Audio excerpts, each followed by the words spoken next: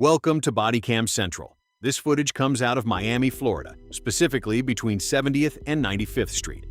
This corridor has been a well-known hotspot for street prostitution, and local residents, pedestrians, and drivers had been filing numerous complaints about women obstructing the roadway and flagging down vehicles. In response, the Miami-Dade Police Department launched a targeted enforcement operation. What the body cameras captured gives us a detailed look at how these operations unfold from start to finish. Don't try to run. Don't try to run. I'm not even doing anything. Ass over there. I already gave you a warning about coming over. Where you from? Where you from? I know you're not from Florida. You from Florida? Stop walking around. I'll get it for you. No, that can't go to where you want. So go over there. You have any knife on you? No, I don't have nothing on me. Why in your stance? Can you take this to the store? Chin, bring her on the side real quick. We should do that over there for her. Bring her over here. Let's 24 her. You're from here? Yes, ma'am. Okay, so what are you doing here? If you're not out here, no, hold on.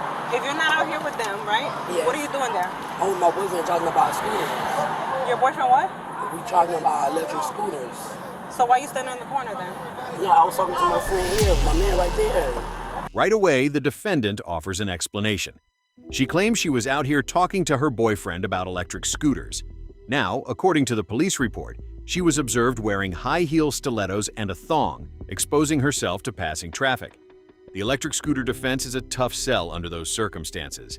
Officers have heard countless cover stories during these operations, and this one was not particularly convincing. Hey, don't make things worse for her. Give me a second. Let me do my job. What's your last name? Williams. First name?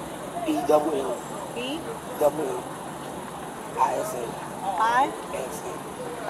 Date of birth? 6/15/91. 6? Where you say you're from again? Investigation, you're gonna go to the station. We're gonna ask you a couple of questions and then we'll go from there. Okay? Watch them while I clean out the car. Yeah. Should we grab the computer? Whose phone is this, hers? Yeah, I put a 13 over here. You want your phone for him? Alright. Excuse me. Back up. What, 305? Sit in the middle. What, 305? You got any knife on you? I'm searching. Anything that can prick Just in you? the roadway, anything, hey guys. Let me hold on to the phone. What's this? It's coins. Trading. Oh, coins. Wow. Okay. I asked you what that was, and you lied to me. No, that was coins. Let me get it. I got coins. I believed you at first, but not anymore. You don't got no weapons, I'm gonna do a throw. Only calls from inside the casino. Can you verify if that's If I find any bag inside my car, I know that's yours, because my car don't have any of that. No problem. So, if you have more, just let me know. I don't have anything here. My time right there just You're what? seen. Okay, you want that? You want the 10 cents? Alright, sit in the middle. When you say a million, then I'll make you walk in. You gonna give the phone to him, or you want her to keep it? You want him to keep your phone or no? No, you give it to my boyfriend. Give it to the guy over there? Yeah. Alright. Go ahead. So he gets your phone, right? No, go ahead. I'm waiting for you. Go inside the car first. You put all that baby oil on you. Where you from? During the process of placing the defendant in the patrol vehicle, the officer notes that she is covered in baby oil. This is a detail worth paying attention to. In street prostitution enforcement, officers are trained to look for indicators of the trade, and excessive use of body oils or lotions is one of them. Combined with the manner of dress described in the report, this observation further supports the officer's basis for the detention. Where you from?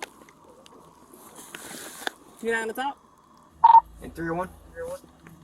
They changed my QTH to the station. I'm going to be transporting 2 females. Starting is going to be 11204, 11204. What's going on? 5485, 5345. Where's your light in your car? Right there, the little button. This one here? No. Right there. Sirius 228. Phone, that's why it makes my phone didn't fall. This traffic is... Negative. 3502 is on EQT. What happened? Huh? What happened? Yeah, what happened? I'm trying to find out what happened. You'll know once we get to the station. You know why you're here. I was just sitting there with my boyfriend. Y'all just grabbed me. Just grabbed crazy, man. I'm already in a fucking car now. Like, that's crazy. From the back of the patrol car, the defendant begins protesting her arrest, claiming her boyfriend was present and that officers had no reason to detain her. This is a very common reaction during these types of enforcement operations. Suspects will often deflect by citing the presence of a companion or claiming they were simply in the wrong place at the wrong time. However, officers on scene had already observed behavior consistent with the violations they were investigating. I ain't trying to be saved back in and all that. We're in a normal car. What you It mean? don't matter. Come on, man.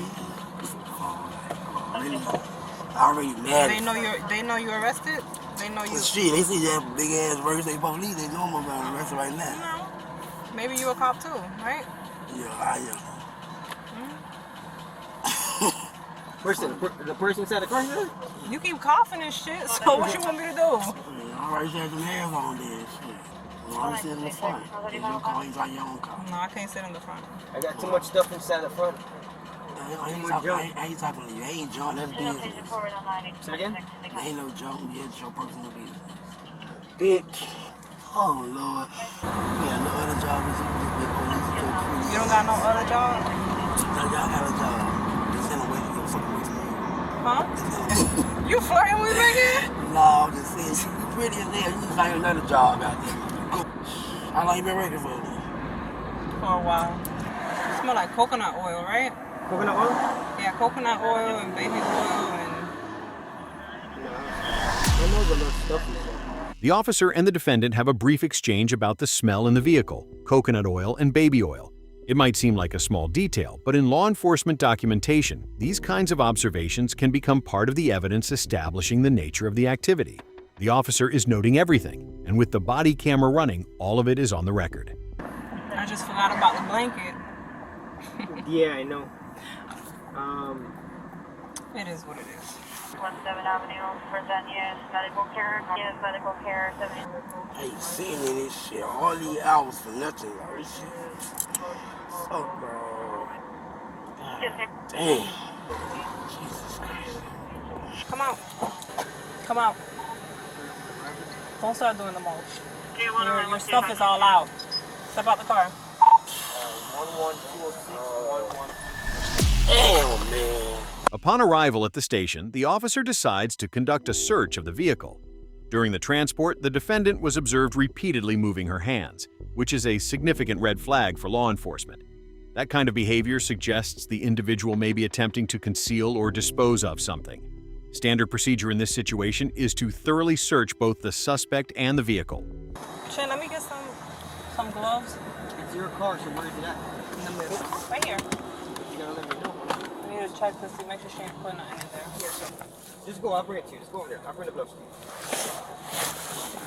I'm gonna check the car. Cause she kept moving her hands.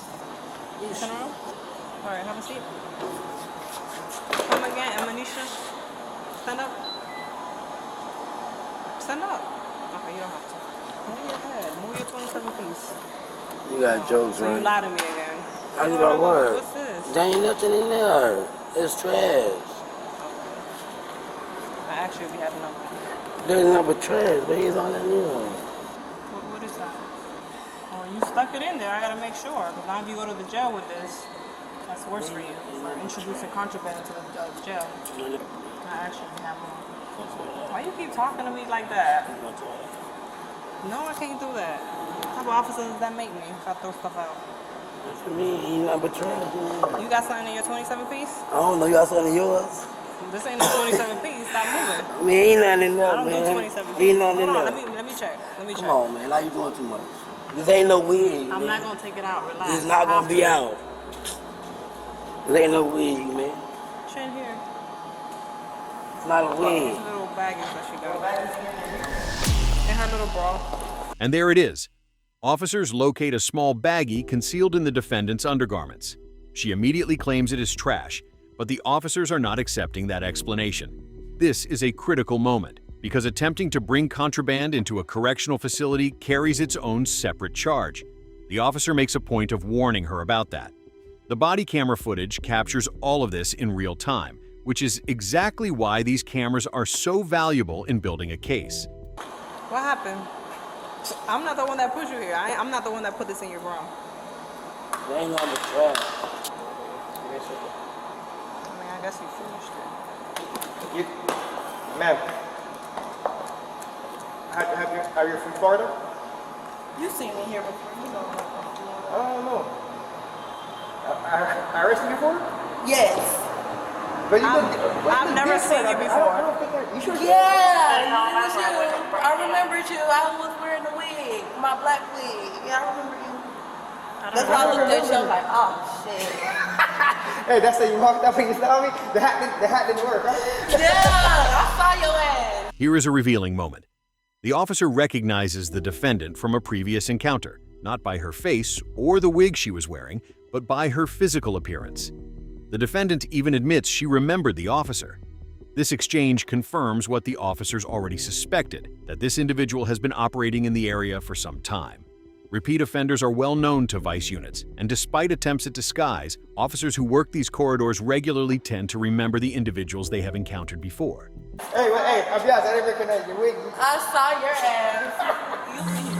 I don't remember her. I don't remember her though. See that why?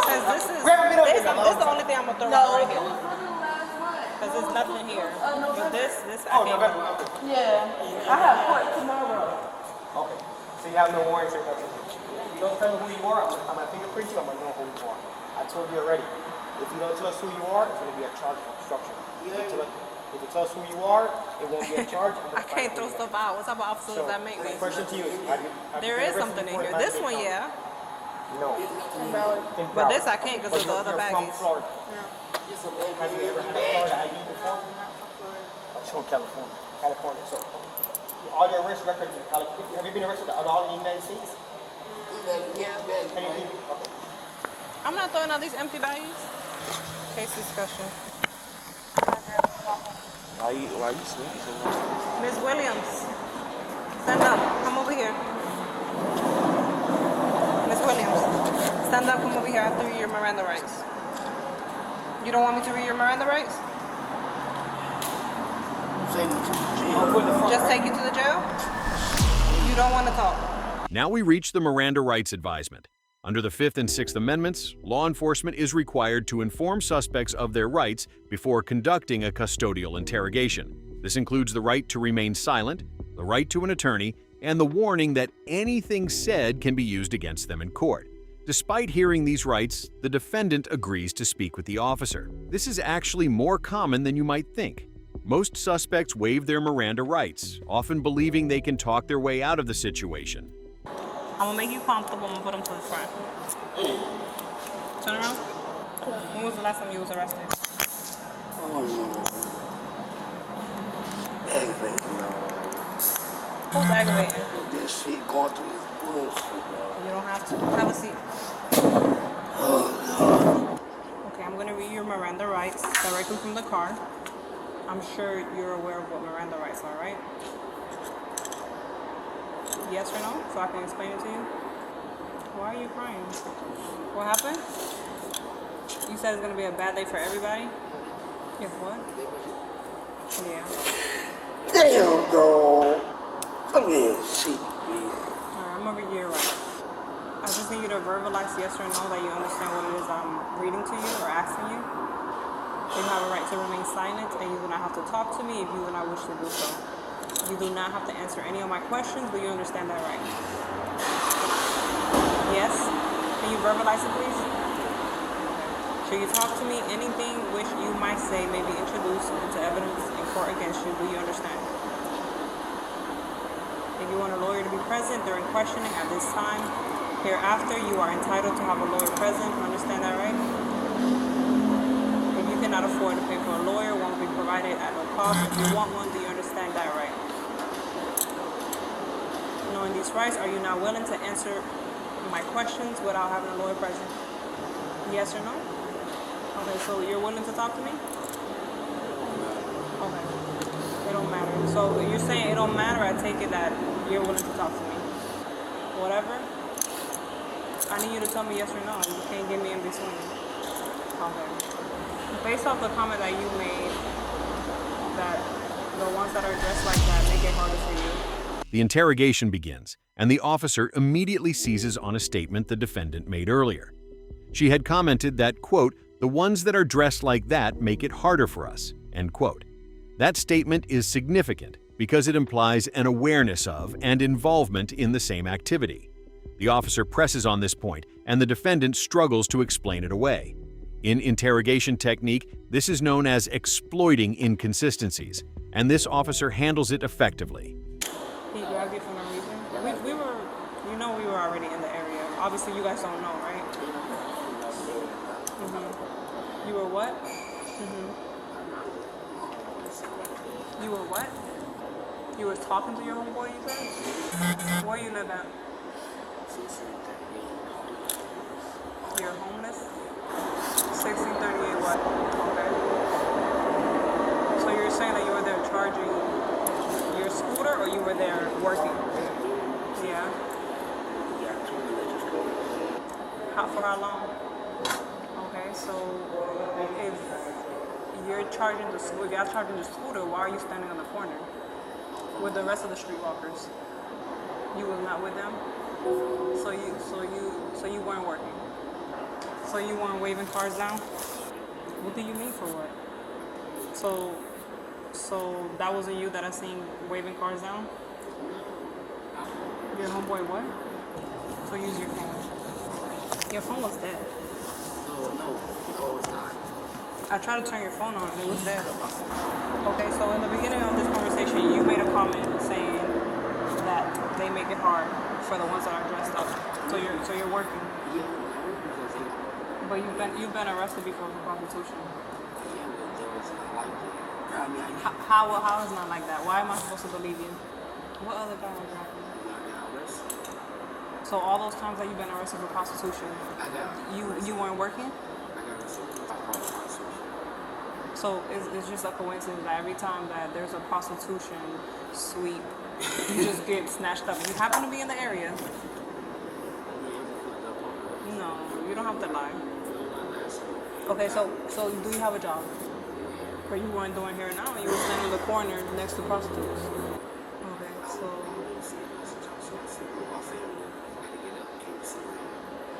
Yeah, you can't sit there, so you were obstructing the sidewalk too. That's another thing that you were doing. Okay. I see you're gonna keep lying to me. I already know what you were doing. You weren't just standing in the corner. You don't gotta try to lie to me. I respect you more if you just keep it G. You were working. You're not even wearing panties. Really? Okay. We're gonna scratch this. I'm not gonna keep asking you these type of questions, interrogation questions. I'm gonna just go by what you're saying. Is anyone making you do this? Yeah. Okay, I'm gonna turn off my camera. And that concludes this body cam footage. At the end of the encounter, the defendant was formally charged with 2 offenses: indecent exposure and obstructing a highway. The indecent exposure charge stems from her being observed exposing herself to passing motorists while wearing minimal clothing. The obstruction charge relates to her standing in and around the roadway, causing vehicles to stop abruptly and creating a hazardous traffic condition. For context, 27th Avenue has been a documented problem area for street prostitution for years.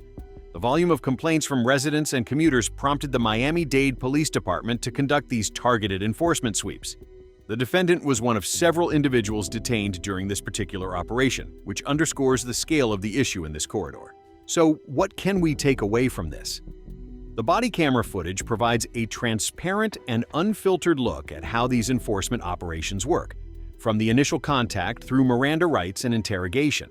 It also serves as a reminder that in the age of body-worn cameras, everything is documented. Every statement, every inconsistency, and every detail is captured on video. And if there is one lesson here, it is this: if you are going to tell the police a story, make sure it is one that actually holds up, because the camera is always rolling. If you like this video, be sure to hit the like button and consider subscribing to Bodycam Central so you don't miss our next upload. We think you might be interested in the video that just popped up on your screen. Check it out.